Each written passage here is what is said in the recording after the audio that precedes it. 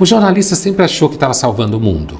Você sabe disso. O jornalista acha que é o braço armado do bem, da evolução, da consciência social, do esclarecimento, né? Eu lembro bem de você como correspondente da Globo, né? Eu lembro de você lá com aquelas roupas de frio, microfone na mão, certo? Naqueles momentos importantes. Como que você acha, o que você pensa desse equilíbrio entre jornalismo de televisão e jornalismo de mídias sociais? Você acha que as mídias sociais vão acabar com o jornalismo de TV e de jornal, assim? Você é apocalíptico ou não nisso? Eu não vejo... Não vejo isso no curto prazo acontecendo, não. Eu acho que o jornalismo da internet, por mais moderno e contemporâneo que seja a internet, o jornalismo que se pratica na internet é meio do século XIX. O jornalismo de teses. Muito opinativo, muitos articulistas, alguns muito bons, mas ninguém faz o trabalho que é básico de jornalismo, que é o cara que vai para a rua, que apura, que é repórter. Aquelas experiências que surgiram viraram partidos políticos ou associadas a partidos políticos, como a Mídia Ninja, que se iniciou anunciando independência, e de independente nunca teve nada, totalmente alinhada partidariamente. Então, isso em 2013, né? Foi em 2013. Não, e todo mundo saudou como, olha, agora temos canais independentes e não. É porque existe um fetiche também nisso, não, Bial? Assim, a independência é um fetiche. Um celular. Bom, agora você foi filósofo, hein? Agora você foi filósofo, hein? Do seu lado você me provoca. A independência e a liberdade são fetiches, é muito bom isso aí. A liberdade... Você sabe que eu agora li pela primeira vez uma biografia do Spinoza. E que eu sempre adorei, porque eu acho que ele é complexo, mas é compreensível. Não quando explicado por outros filósofos, inclusive. Bom, deixa para lá. Primeiro eu fiquei fascinado porque ele pensava em português. Sim. Ele confessa que a língua que ele pensava melhor era em português. Eu fiquei realmente fascinado. Eu amo essa língua portuguesa. O Benedito Espinosa, exatamente. Fala em Portugal. Bento, se quiser fazer mais bonito.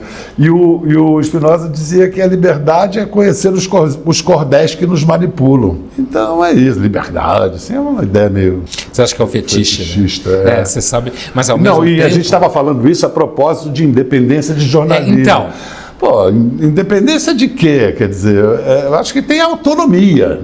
A autonomia tem, mas a soberania é de quem te paga, né? Porque assim, eu lembro, alguns anos atrás, uma mesa na Faculdade de Comunicação da FAAP, estava o Budsman da Folha, então, Carlos Lins, da época, e a Laura Greenhalgh, que era, então... estava fundando o Aliás do Estadão, iria fundar logo, mais ou menos naquela época. E o tema daquela época era o tal dos blogs. Uns 12 anos atrás, alguma coisa assim. Era grande novidade. Então, a novidade era os blogs. Eu lembro que tanto o Carlos Eduardo quanto a Laura, eles levantaram uma tese na mesa, que eu estava mediando, que os alunos e os professores queriam jogar pedra neles. A tese era o seguinte, e eu vou perguntar o que você acha dessa tese, que tem a ver com essa história da autonomia. Que assim, a tese deles é que é muito mais fácil você manipular um jornalista de internet, de um blog, ou um cara que tem um canal do YouTube e diz que é jornalista e fica cobrindo eventos. É muito mais fácil você manipular uma pessoa como essa do que alguém que trabalha dentro da redação da Folha, do Globo, do Estadão, de qualquer grande marca. Por quê? A explicação. Porque quem trabalha dentro de um veículo desse, TV Globo, por exemplo, está dentro de uma malha de relações profissionais, hierarquias internas, que se você for falar alguma besteira, vai ter alguém aqui que vai ver que você falou, alguém do lado. Ali é uma accountability, como está na moda se falar. E uma pessoa que está lá com seu celular, assim, como Mídia Ninja, do 2013, qualquer coisa, não tem accountability nenhuma. Então, os alunos e os professores que tinham aquele discurso que a gente chamou de fetiche, né? Esse fetiche, sabe? A ideia de um celular na mão e uma ideia na cabeça, fazer uma analogia à história do cinema, né? Então, que isso é um fetiche, porque, na verdade, então, eles falavam, você dá 50 pau na mão de um blogueiro, ele faz o que você quiser. Por R$50. Agora você não vai poder dar 50 pau na mão de um jornalista que trabalha na redação da Folha. E olhando agora, isso foi há quanto tempo essa discussão? Uns 12 anos. Uns 12 anos. É. Não, hoje a gente já viu que os blogueiros foram regiamente pagos por todos os lados do espectro político para serem ou chapa branca ou isso ou aquilo. Isso aconteceu. Hoje a gente então sabe isso que pode até comprovar essa tese de que é mais fácil manipular ou mesmo subornar, nesse caso, subornar entre aspas, porque havia maneiras até legais de fazer isso, um blogueiro do que uma empresa. Eu acho que na chave disso, na base disso tudo, também há uma consequência muito menor para qualquer evento produzido por um blogueiro. Sim. Com algumas exceções. Mas na regra, na rotina, o tamanho, a repercussão, a ressonância de algo que sai num grande veículo, de um pequeno blog, eventualmente esse pequeno blog pode fazer a grande notícia. Eu acho que sim, acho que tendo a concordar.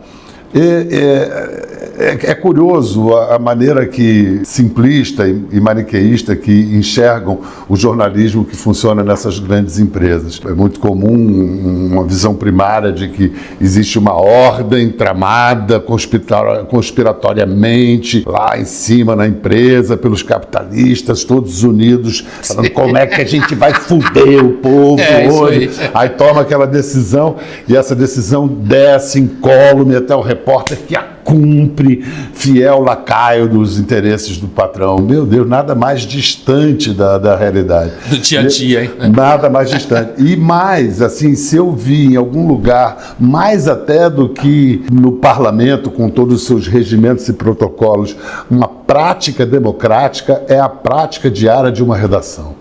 É bonito de ver um repórter que volta com uma história, que vende a sua história para o editor que faz perguntas, que questiona, que encaminha para lá, observa as falhas do relato. Esse editor, afinal convencido, junto com o repórter de uma outra versão, esse processo de discussão democrática nas várias hierarquias que convivem na redação é lindo, é fascinante e caótico em alguns momentos, como é a democracia. A democracia não é limpinha. A democracia é... A limpeza também é um fetiche, né? E é perigosíssimo. se tem um conceito do qual eu me arrepio de ouvir, é quando começam a me falar em pureza. A pureza, eu fico... Há uma simpatia pelo Nelson Rodrigues aí. Muito, muito. E pela ideia brasileira, né? De mistura, Nelson, eu estou falando com um apaixonado, somos dois, né? Então, Bial, eu queria voltar a que a gente estava falando antes sobre essa coisa do fetiche, né? Porque isso é um tema que já conversei com outros colegas jornalistas e que eu vejo uma diferença entre quando você está falando com alguém que tem um pouco mais de experiência, com alguém que está entrando agora. Como eu já dou aula já há algum tempo e conheço um pouco, digamos assim, a troca de gerações, digamos assim, né? O jornalismo vive muito de tensões, contradições, guerras, sangue, né? Grosso modo, não desgraça no sentido mais banal da expressão, né? Mas hoje, às vezes... Um jovem jornalista que está começando a carreira, o jornalista sempre achou que estava salvando o mundo.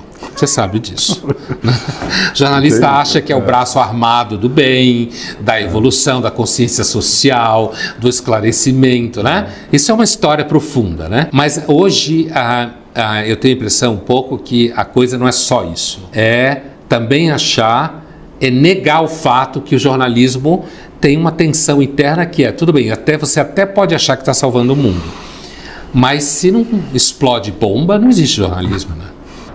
O que você acha isso de jornalistas mais jovens, essa tendência? Eu acho que entre os jornalistas mais jovens, o que me ocupa, porque eu trabalho com muitos jornalistas mais jovens e eu tenho um trabalho danado para explicar para eles que militância é uma coisa, jornalismo é outra. Com certeza. O pessoal está misturando tudo. O jornalismo não deve servir a causa nenhuma. A única causa que o jornalismo serve é informar. Bom, vender jornal em primeiro lugar, né? Sim, claro. Mas informar sem cinismo, informar mesmo. Eu me lembro do Francis conversando comigo, eu tive a sorte de ficar amigo do Paulo Francis e foi no momento... Isso é uma Puta sorte. Uma puta sorte. E ficamos amigos mesmo, porque esse negócio de viajar juntos. E nós viajamos juntos num momento histórico incrível. A gente estava na Hungria, em julho de 89, fazendo as lentas transformações graduais no socialismo real. Entrevistando lá a Hungria, que era a vanguarda dessas transformações. Sim. Quando, de repente, o governo de solidariedade estava sendo formado na Polônia ao lado, saímos correndo e nós vivemos 89 juntos. E conversamos sobre tudo aquilo. Ele felicíssimo de ver os comunistas se ferrarem. Desgraça, né? E aí ele falou: Pedro, eu não conheço nenhum jornalista que acredite em alguma coisa. Está imitando bem. Principalmente bom jornalista. Não conheço nenhum bom jornalista que acredite em alguma coisa. E eu acho realmente que o ceticismo, não um ceticismo burro, mas o ceticismo é básico para um jornalismo, para um jornalista. Vem cá, o principal motor do pensamento é a desconfiança, né? Sim. Então, se você acredita em algo a ponto de fazer disso uma causa, mas é melhor você entrar para uma religião, né? Isso que você falou que você lida, se ocupa, não se preocupa. Porque existe um pouco essa coisa, que vem desde a escola, passa pela universidade, a ideia é que você tem 3, 4 pautas que tem que ser defendidas. Mesmo a história da credibilidade. Eu estava conversando com um amigo psicanalista e aí estava falando, não, porque eu falei com esse meu amigo e ele falou, eu não quero que as pessoas, eu era um repórter de televisão, um excelente repórter, eu não quero que as pessoas gostem de mim quando assistem televisão, eu quero que elas acreditem em mim, então vai abrir uma igreja. Você falou? Não, ou o psicanalista falou? Eu deveria ter falado, mas é o espírito da escada, né? Você só pensa na escada, no que você vai responder. E é isso, ficava levando muito a sério credibilidade. Eu mesmo tenho uma história de vida profissional, de jornalismo, em que eu fui dado por morto e enterrado, né, Pondé? Porque eu era o jornalista idealizado, o homem do Muro de Berlim, e de repente eu caí de boca no entretenimento, no mais popular entretenimento, apresentando um reality show, mas queriam me matar. Eu até hoje entendo que muita gente se sentiu traída, achando que uma coisa não... achando que versatilidade é algo proibido, que o cara que é um bom jornalista não pode fazer... E muita gente apostava que danou-se o Bial. E está aqui, estou aí fazendo o meu programa jornalístico, ganhei muita cancha de... Fazendo furos, de né, Bial? Fazendo furos, dando um trabalho aí pautando aos debate, charlatões, né? Exatamente, pautando debate. Então, acho que esse negócio de ficar se levando muito a sério, já em geral, não é um bom sinal, né? E se levando muito a sério a sua suposta credibilidade que você tem, eu acho que honestidade, né? Se você estiver sendo honesto... É porque eu acho que também os mais jovens não viram você em 89. Também tem isso. Então eles tinham uma referência a outra, que era a referência de a alguém que estava intimamente associado ao reality show do BBB. E a memória e o interesse pelo passado e pela história entre os jovens me assusta às vezes, o desinteresse, né? Que já passou, né? Essa é a ideia. Interessa, né? E eu, que sou tarado por história, eu realmente tenho dificuldade de entender como é que você não se interessa por tudo que veio antes. O que acaba acarretando erros muito clássicos, que é achar que está pensando numa coisa pela primeira vez, né? Tipo, a ideia é incrível. Sim. Vem cá, eu lembro da teve um primeira bocado aula. De gente que já pensou nisso antes, né? Eu me lembro da minha primeira aula de filosofia na USP, em 86, alguma coisa assim, que o professor, um grande professor, falou pra gente assim, olha, vocês não estão aqui para ter opinião nenhuma. Tudo que vocês pensarem, alguém já pensou antes de você e melhor. Então, calhe a boca e leia os clássicos. Esse é um discurso clássico em cursos de filosofia, primeira aula, né? Alguns se queixam que o aluno de filosofia acaba não desenvolvendo opinião. Esse próprio professor reviu essa posição muito radical numa obra famosa dele, o Paulo Arantes. Você pode até dizer isso de uma maneira menos incisiva, ser um pouco mais suave, mas ainda tem muita razão nessa... Sem dúvida, é que filosofia é famoso por não ser suave na formação, né? O curso de filosofia tem uma coisa assim meio... parece que pede para sair, sabe? Uma coisa assim. No início, quando você estava falando de jornalismo, me deu vontade de citar uma cruel definição de jornalismo, mas que é verdade também, que o jornalismo basicamente vai para a primeira página o que você tira de contexto e contrasta. E é terrível falar isso do jornalismo, mas isso ainda é prática em muitos casos. O Leão Serva tem um excelente livro sobre a cobertura da Guerra da Bósnia, ali no início dos 80, a gente se encontrou em Sarajevo, inclusive, e ele compara as notícias da Guerra da Bósnia no século XX e a Guerra da Bósnia no século XIX. As manchetes. Você vê e você não sabe dizer de qual século é uma e de qual século é outra. Porque tirou de contexto no sentido que era uma guerra só, Sim. que continuou acontecendo amortecida, mas isso não dá notícia, isso não esquenta a notícia. O Paulo Francis dizia que nos Balcãs eles continuam se matando desde sempre. Isso. Então que não muda nada. Isso. No sentido que, se você pegar o eixo da guerra, eles estão sempre se matando, mas o Paulo Francis é o mesmo que dizia sobre jornalismo. Aliás, virou o título da segunda coletânea de colunas dele na Folha, que é: o jornalismo é a segunda profissão mais velha do mundo. Quer dizer, claro, dentro da ironia do Francis, clássica, que hoje não sobreviveria. Aliás, como não sobreviveu, né? No universo politicamente correto, que é um tema que te preocupa tanto. O próprio Milor, hoje eu fico pensando o que seria do Milor, Francis e Milor. Não tem, o próprio Nelson, né? As coisas que o Nelson escrevia, né? estaria preso, trancafiado. Ele estaria preso como alguém que está estimulando o espancamento. Olha, eu não sei, eu acho que tem uma provocação aí na segunda profissão do mundo e que faz sentido.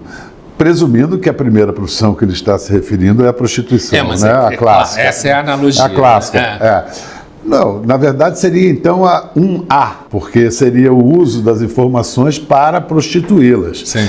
Mas isso não é bem o jornalismo, isso é tráfico de influência, tráfico de informação, que sim, fundou o mundo.